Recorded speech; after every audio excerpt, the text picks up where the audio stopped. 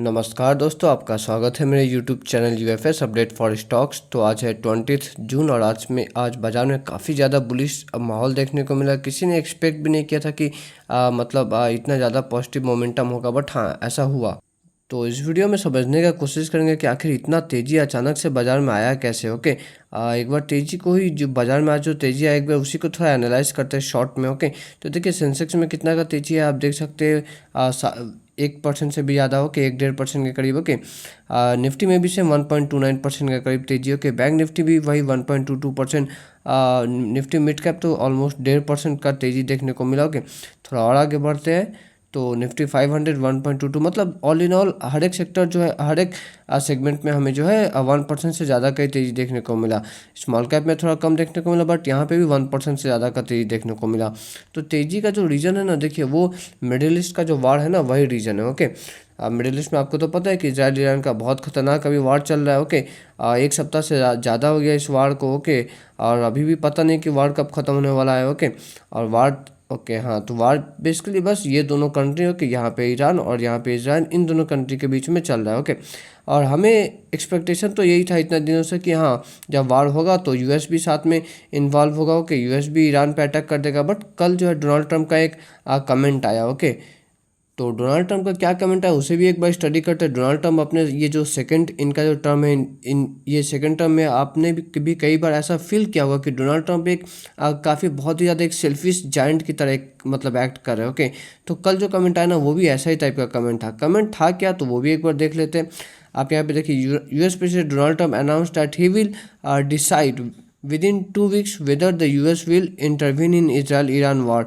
तो Israel Iran का जो वार हो रहा है उसमें यूएस इंटरफेयर करेगा कि नहीं, वो 2 सप्ताह में ये डिसाइड करेंगे, ऐसा डोनाल्ड ट्रंप का कहना है। ओके, एक सप्ताह से ऑलरेडी वार चल रहा है ऑलरेडी। ओके, 2 सप्ताह का बाद ये बोल रहे हैं कि हम डिसाइड करेंगे। ओके, मतलब 3 सप्ताह, क्या पता इतना में वार ही खत्म हो जाए। ओके, हो सके इतना देर में वार ही खत्म हो जाए। ओके, तब इससे क्या होगा कि वार जो है स्प्रेड आउट नहीं होगा। एक जो मिडिल ईस्ट का वार है वो बस मिडिल ईस्ट में ही रह जाएगा। ओके, बाहर के कोई कंट्री इंटरफेयर नहीं करेंगे। तो ये चीज़ जो है मार्केट के लिए मतलब पॉजिटिव है। ओके, मैं जियोपॉलिटिक्स के पॉइंट ऑफ व्यू से नहीं बात करूँ, बट मार्केट तो यही चाहता है ना कि एक अगर 2 कंट्री के बीच में अगर वार हो तो बस उनके बीच में ही हो, ऐसा ना हो कि तीसरा कंट्री, चौथा, पांचवा सब मिल जाए। तब तो वही बात हो गया जो first world war, second world war में हुआ था। ओके, बट फिलहाल के लिए ऐसा देखने को नहीं मिला है। फिलहाल के लिए डोनाल्ड ट्रंप ने क्या कहा कि हम 2 सप्ताह बाद देखते हैं कि मतलब क्या करना है, वार में इन्वॉल्व होना है कि नहीं। ओके, अब हालांकि अब अलग अलग लोगों का देखिए अलग अलग पॉइंट ऑफ व्यू है। कि यहाँ पे ये भी लिखा है, कुछ जो जियोपॉलिटिक्स के एक्सपर्ट हैं उनका ये भी मानना है कि this delay could be a strategic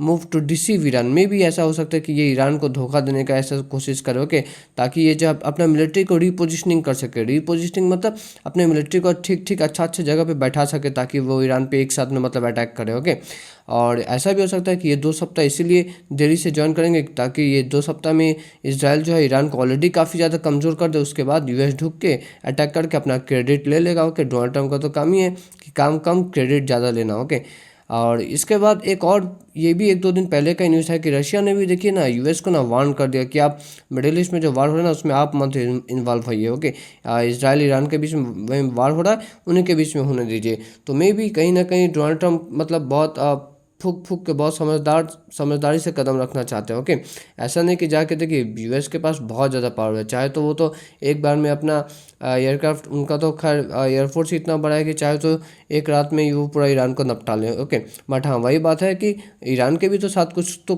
at least country खड़े होंगे ना। तो रशिया है, फिर से चाइना भी है। चाइना हालांकि डायरेक्ट सपोर्ट नहीं करता, बट हाँ चाइना भी याद रखिएगा भीतर से ईरान को ही सपोर्ट करता है। ओके, तो रशिया का एक जो वार्निंग आया ना, तो मे भी ऐसा हो सकता है कि ये भी वार्निंग डोनाल्ड ट्रंप को सोचने पे मजबूर कर दे कि मतलब ईरान में हम डायरेक्ट वार में मतलब ना ही घुसे तो अच्छा है। ओके, ओके, तो ये तो खैर वही बात है कि जैसे मैंने आपको बताया कि रशिया ने वार्न किया। तो ऑल इन ऑल आप देख रहे हैं ना, अभी जो चीज़ें हो रही है वो यही हो रही है कि कंट्री दो कंट्री के बीच में वार है, तो बस 2 ही कंट्री के बीच में वार है। ओके, आप मतलब तीसरा या फिर चौथा कंट्री इन्वॉल्व ना हो, तो ये मार्केट के लिए पॉजिटिव न्यूज़ आया है। ओके, और इसी वजह से क्या हुआ, फिर क्रूड ऑयल में गिरावट आने लगा। ओके, जो कि वर्ल्ड वाइड बहुत अच्छा है। आप देख सकते हो क्रूड ऑयल, देखिए मैं शाम को करीब 7 बजे वीडियो बना रहा हूँ। ओके, ये जस्ट उससे 10-15 मिनट पहले का है। ओके, तो क्रूड ऑयल में तब 3% का कमी था। ओके, तो ये मार्केट के लिए मतलब बहुत पॉजिटिव है, इसलिए हमें मार्केट में बहुत अच्छा तेज़ी देखने को मिला।